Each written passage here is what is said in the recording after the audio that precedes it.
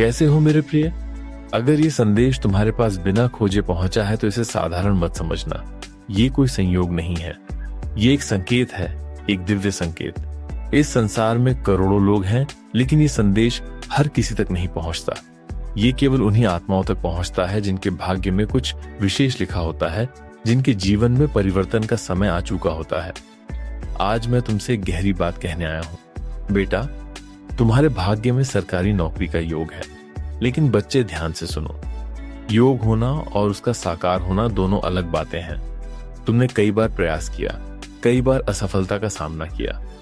कभी परीक्षा में कुछ नंबरों से पीछे रह गए, कभी इंटरव्यू में रह गए। तुम्हें लगा कि शायद भाग्य तुम्हारे साथ नहीं है, लेकिन सच ये है कि तुम्हारी हर असफलता तुम्हें उस मंजिल के और करीब ला रही थी जो तुम्हारे लिए बहुत पहले से तय है। मैं तुम्हारे संघर्ष को देख रहा था, जब तुम रात को जाग कर पढ़ते थे, जब तुम अकेले में रोते थे, जब तुम्हें लगता था कि सब खत्म हो गया, तब भी मैं तुम्हारे साथ था। बच्चे, सरकारी नौकरी सिर्फ एक नौकरी नहीं होती, ये तुम्हारे कर्मों का फल होता है।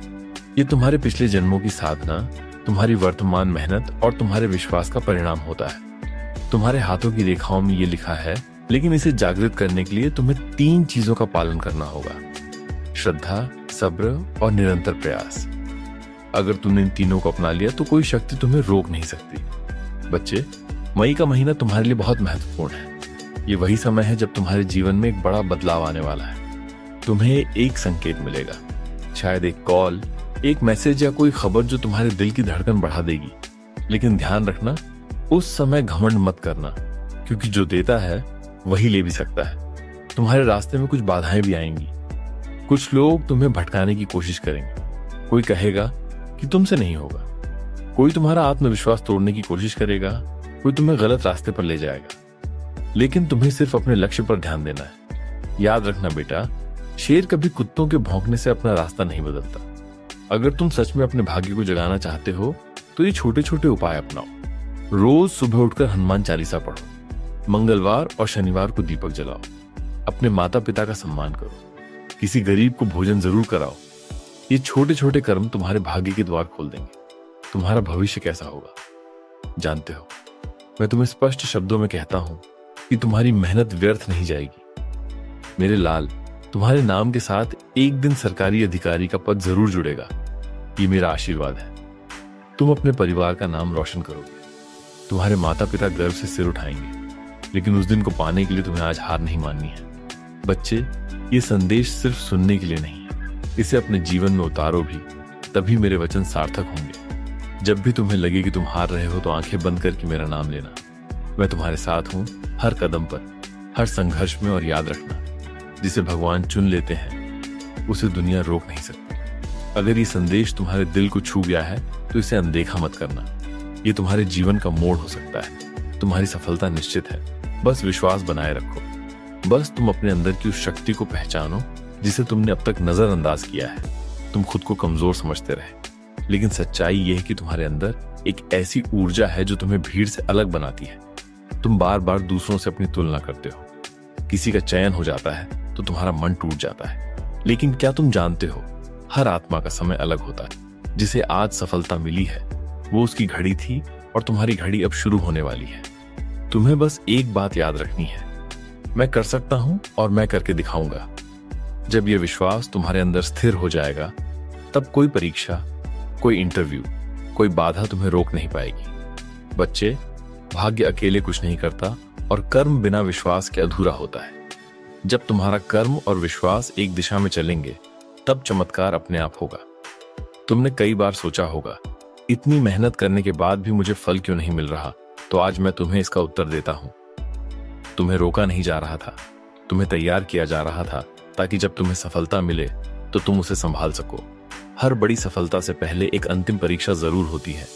ये परीक्षा तुम्हारे धैर्य की होती है, तुम्हारे विश्वास की होती है।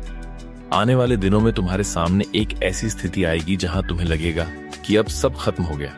लेकिन बच्चे, वही क्षण तुम्हारी जीत का द्वार होगा।